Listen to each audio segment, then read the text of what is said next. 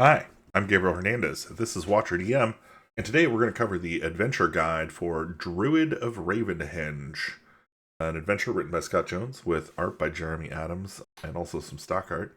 It is designed for 5th edition and is designed for 3 to 4 first level characters. Before we get started, I'd like to encourage you to like this video if you like these videos, subscribe if you are not subscribed already, which most of you are not, and hit the bell icon if you'd like to be notified when new videos come out.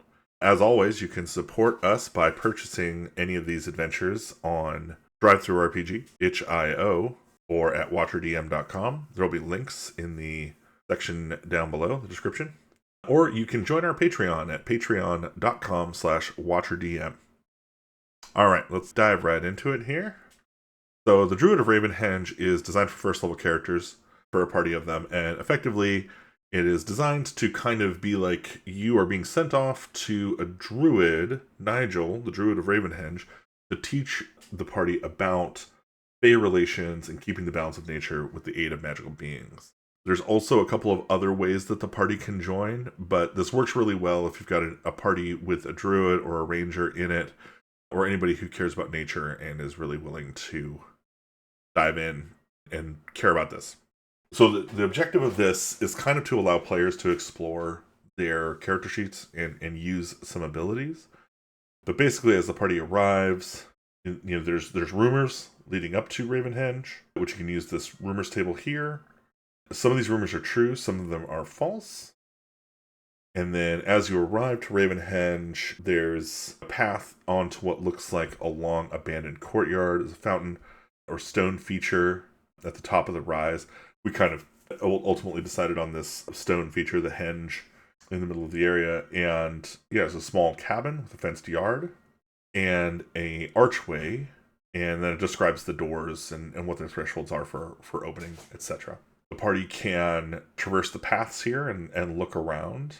If they go to the archway and the fountain, they will encounter Deacon, who is a fairy, or a sprite, I suppose, who will, effectively try to dissuade them, but is willing to work with them ultimately to deal with the will-o'-the-wisp that has taken over the cabin. The sprites here will definitely prank the PCs until they've been negotiated with successfully.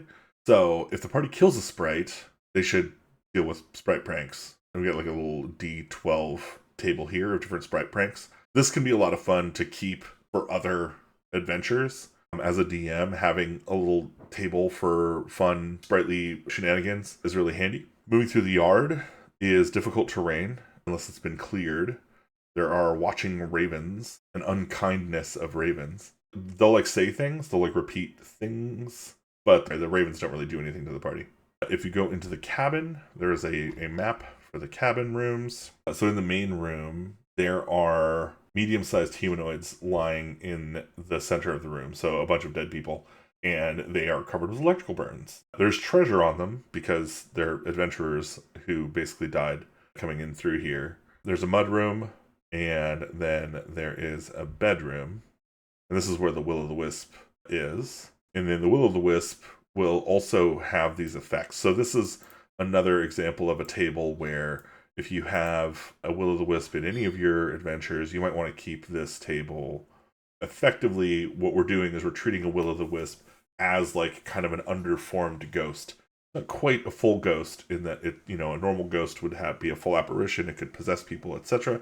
In this case, this is the dead spirit of Nigel trying to kind of reach out into the prematerial plane and interact with the living still. And so these moments are kind of tied to his experience. There is a magic item, a Staff of Shillelagh, in the storage room. And then if you find the Standing Stones, that's the Fey Refuge, where you can negotiate more with the Fey, or, find that they are going to kill you, because fighting in here gives you disadvantage if you screwed them over. It's a pretty brief adventure. Again, it's for first level, so it should basically take a few hours for the party to kind of get through this. There's a nice full color map here created by Scott's wife. And then we've got our table index, of course. So if you want to use these tables over again, you may. And yeah, pretty brief one today. That's our full adventure. I hope you had a good time, and I look forward to seeing you in the next one. Stay weird.